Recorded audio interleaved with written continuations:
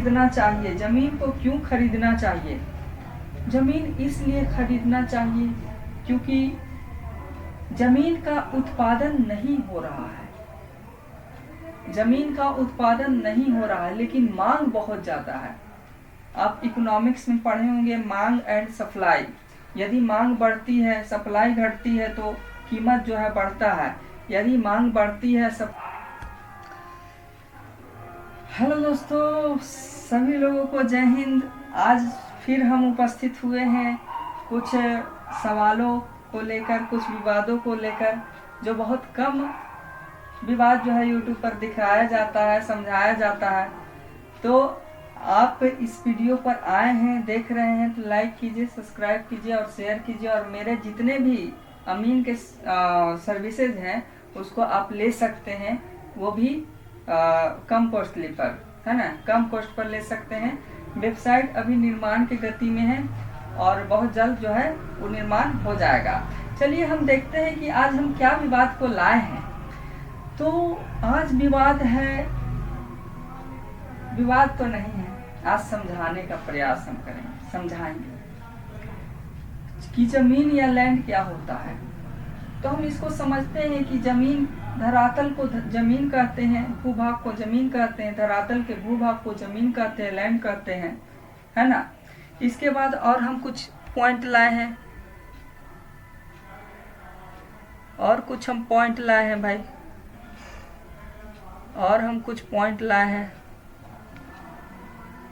है ना, और हम कुछ पॉइंट को लाए हैं।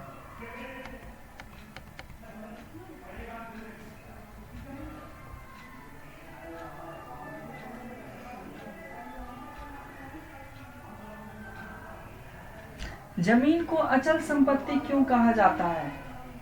जमीन को अचल संपत्ति क्यों कहा जाता है? क्योंकि जमीन को इसलिए अचल संपत्ति कहा जाता है क्योंकि जमीन चल या दौड़ नहीं सकती है। जमीन के एक स्थान से दूसरे स्थान को नहीं ले जा सकते हैं, इसी को जमीन को अचल संपत्ति कहते हैं। क्या यहाँ तक क्लियर हो गया? जमीन को अचल संपत्ति इसलिए कहा जाता है कि जमीन को एक स्थान से दूसरे स्थान पर नहीं ले जाया जा सकता है। और है नेक्स्ट पॉइंट है भाई, जमीन क्यों लेना खरीदना चाहिए? जमीन को क्यों खरीदना चाहिए? जमीन इसलिए खरीदना चाहिए क्योंकि जमीन का उत्पादन नहीं हो रहा है। जमीन का उत्पादन नहीं हो रहा है लेकिन मांग बहुत ज्यादा है। आप इकोनॉमिक्स में पढ़े होंगे मांग एंड सप्लाई। यदि मांग बढ़ती है, सप्लाई घटती है तो कीमत जो है बढ़ता है।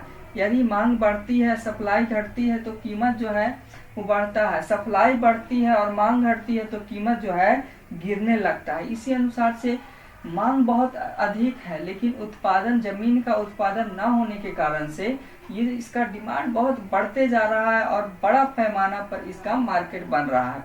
इसीलिए रियल एस्टेट में इन्वेस्टमेंट करना चाहिए। अब बताइए कि रियल एस्टेट में इन्वेस्टमेंट तो कर दें लेकिन जो दलालवा ससुरा करता है, एक के जमीनवा के 10 बार लिखवा देता है, उसको कैसे सॉल्व करें भाई? उसको कैसे सॉल्व करें, है ना। तो आइए देखते हैं और क्या है।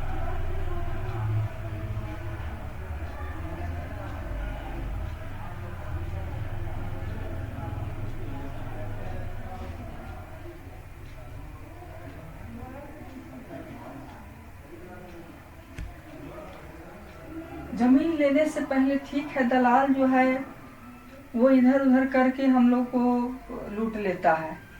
तो जमीन लेने से पहले हमें किन किन बातों पर ध्यान देना चाहिए, किन किन बातों पर ध्यान देना चाहिए? तो सबसे पहले हम जमीन पर ग्राउंड पर जाएं और ग्राउंड पर जाने के बाद उसका दस्तावेज देखें। दस्तावेज देखने नहीं आता है तो क्या करें, आगे बताते हैं कि क्या करना है। दस्तावेज में क्या क्या देखने हैं? तो पहले उस व्यक्ति का आधार कार्ड देखना है, पैन कार्ड देखना है और साथ में वो जमीन का कैसे मालिक है वो देखना है, तब जाके जमीन को लेना है। अब ये हो गया ठीक है कि जमीन के क्या क्या देखना चाहिए। और जमीन को फ्रंट पे भी जाके देखना चाहिए कि कोई विवाद तो नहीं है, कोई कुछ हो तो नहीं रहा है, क्या इस जमीन पर कोई कब्जा किए हुए है, घर उर तो नहीं बना रहा है। तो ये सब चीज को देखना चाहिए। फिर उसके बाद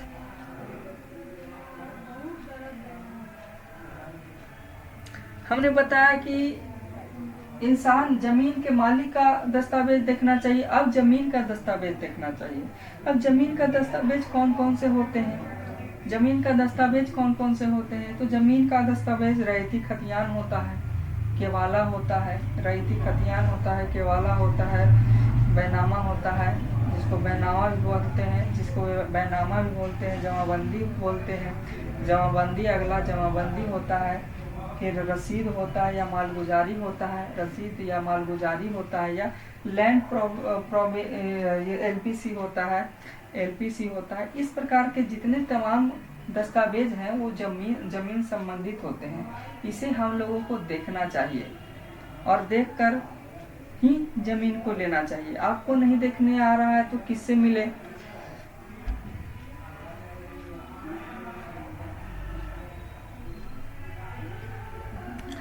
यदि आपको देखने नहीं आ रहा है तो कोई सरकारी अमीन या प्राइवेट अमीन को से मिलना चाहिए और मिल करके बातचीत करना चाहिए, दिखलाना चाहिए सारा। ये सब कब होना चाहिए? ये एग्रीमेंट के पहले, एग्रीमेंट के बाद नहीं। एग्रीमेंट के पहले, एग्रीमेंट के बाद नहीं कुछ होता है। होने को तो होवे करता है, लेकिन अच्छा तरीका से फिर पैसा आपका जो है फंस जाएगा। अगर दबंग रहा पार्टी तो आपका पैसा जो है फंस जाएगा। इसीलिए जमीन का दस्तावेज जो है वो अमीन से दिखवा लीजिए। अमीन से दिखवाने के बाद फिर अपना जो भी काम है वो करवा लीजिए।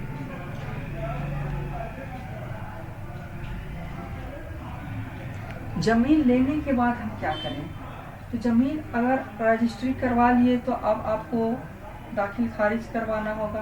दाखिल खारिज करने से भी के साथ साथ जमीन का बाउंड्री करना होगा, क्योंकि चढ़ न जाए कोई 1 फीट 2 फीट 4 फीट 5 फीट कोई भी चढ़ न जाए, जिससे कि हम कहे लॉस सही।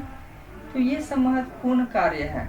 उसको बार बार वेरीफाई करते रहना है, जाना है फ्रंट पे, जमीन को देखना है, बताना है आसपास पड़ोस के कि मेरा जमीन है, बोर्ड लगवा देना। ये सब जो है महत्वपूर्ण कार्य होते हैं। और इसके बाद हमें क्या करना चाहिए?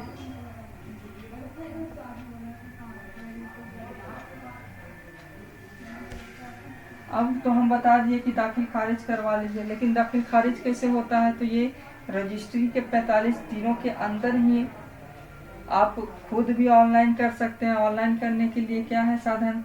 ऑनलाइन करने के लिए तो बिहार में है तो Bihar Bhumi land record, Bihar land record पर भी कर सकते हैं, या दूसरे जगह के हैं तो वहाँ का लैंड रिकॉर्ड से, वेबसाइट से आप भूमि का जो है दाखिल खारिज का ऑनलाइन आवेदन दे सकते हैं और आपका हो जाएगा। इसके बाद और फिर क्या करना चाहिए?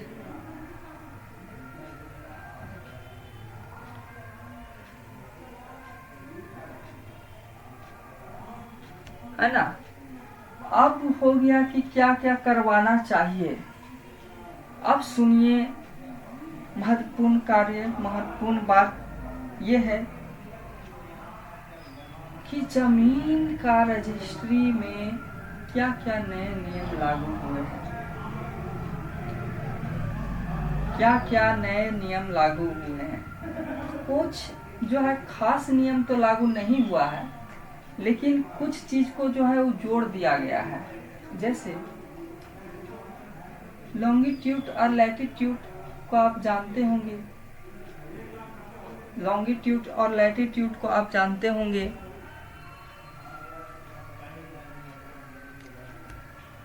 अक्षांशीय और देशांतर रेखाओं को जानते होंगे।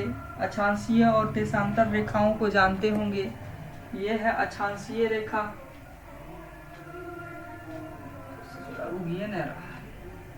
सपोज कीजिए ये मेरा जो हाथ है ना, ये हाथ है, हाँ, ये अक्षांश है और ये जो है ये देशांतर है। देशांतर अक्षांशीय, देशांतर अक्षांशीय, देशांतर और अक्षांशीय। आपको दिख भी रहा होगा यहाँ पे अक्षांशीय है, और यहाँ पे जो है, यहाँ पे आगे जो है, आगे यहाँ पे अक्षांशीय है। देशांतर है और अक्षांशीय है, ये है ना। यहाँ तक आप बात समझ में आ गए। देशांतर और अक्षांशीय रेखा को जो है वो इसलिए जोड़ा गया क्योंकि जो है पहले कोई के भी जमीन पर जाके फोटो खींच लिए, वही फोटो जाके लगा दिए, लेकिन अब जो है वो जैसे आप समझाने का प्रयास करते हैं, ये पृथ्वी है, वो ये नहीं रहा है, ये पृथ्वी है, आपको दिख रहा होगा पृथ्वी है। पृथ्वी में कहीं भी जमीन है, पृथ्वी पर ही जमीन है, सतह पे ही जमीन है, तो कितना देशांतर रेखा पर है प्लॉट, कितना देशांतर रेखा पर है और कितना अक्षांशीय रेखा पर है, कितना देशांतर रेखा पे है और कितना अक्षांशीय रेखा पर है, कितना डिग्री का कोण बना रहा है, ये पता हो जाएगा तो भविष्य में जो है कभी फ्रॉड होएगा ही नहीं, भविष्य में कभी फ्रॉड नहीं होगा। और ये जो है कौन निकालेगा, ये आप खुद भी निकाल सकते हैं, या जो आपके अमीन साहब आएंगे जो रजिस्ट्री से पहले आते हैं, वो भी इस चीज को निकाल कर देते हैं, देशांतर और अक्षांशीय रेखा डिनोट कर देते हैं, है ना। बात समझ में आया? यहाँ तक अगर बात समझ में आ गया तो बहुत अच्छा है ना, बहुत अच्छा है। और एक और महत्वपूर्ण सवाल है कि क्या हम ऑनलाइन रजिस्ट्री भी करवा सकते हैं? तो हाँ भाई, करवा सकते हैं। इसके लिए आपको ऑनलाइन ई निबंधन पोर्टल पर जाना होगा, ई निबंधन पोर्टल पर ही जाना होगा, ई निबंधन पोर्टल पर जाना होगा। वहाँ पे आप सब रजिस्ट्री ऑफिस का ये करके और अपना अपॉइंटमेंट फिक्स कीजिए और उसी दिन आपको जा कर के केवाला करवाना होगा, है ना। ये सब जो है उस सवाल आप ही लोग का था कि भूमि क्या होता है, अचल संपत्ति क्यों कहा जाता है, क्यों जमीन को लेना चाहिए, लैटिट्यूड क्या होता है, लॉन्गिट्यूड क्या होता है, लॉन्गिट्यूड क्या होता है, और जमीन लेने के बाद क्या करवाएं, जमीन ठीक है दाखिल खारिज करवा लिए हैं उसके बाद क्या करें।